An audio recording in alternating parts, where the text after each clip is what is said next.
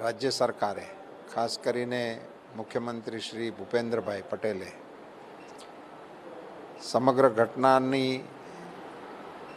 જાણકારી મેળવીને પોતે તપાસ કરવા માટેની સરકાર કાયદો બનાવે છે, કાયદાની અમલવારી કરવાની પણ સરકારની જવાબદારી હોય છે। જેટલા આ ગેમ ઝોનના માલિકો જવાબદાર છે એટલા જ સરકારી અધિકારીઓ કે જેમને બેદરકારી દાખવી છે એવા તંત્રના લોકો સામે પણ સરકારે કાયદેસરની કાર્યવાહી કરી દાખલો એમાં જેટલાએ પ્રાણ ત્યાગ કર્યો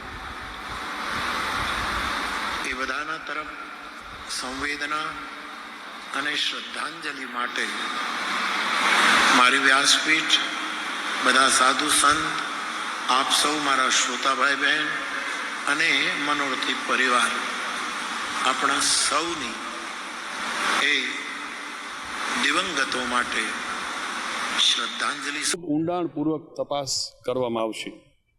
સાથે સાથે જે કંઈ બનાવ બન્યો છે એમાંથી જે પરિવારના સભ્યોને ગુમાવ્યા છે એ માનનીય મુખ્યમંત્રી સાહેબે ખૂબ ગંભીરતા લઈને, ગૃહમંત્રી હર્ષભાઈએ પણ ગંભીરતા લઈને સીટની રચના કરી છે।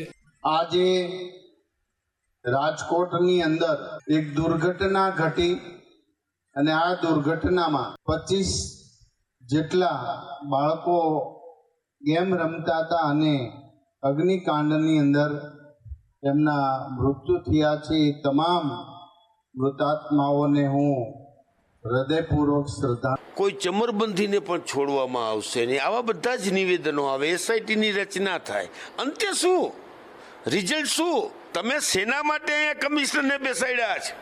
શેના માટે અધિકારીઓના તમે આટલા પગાર દો છો?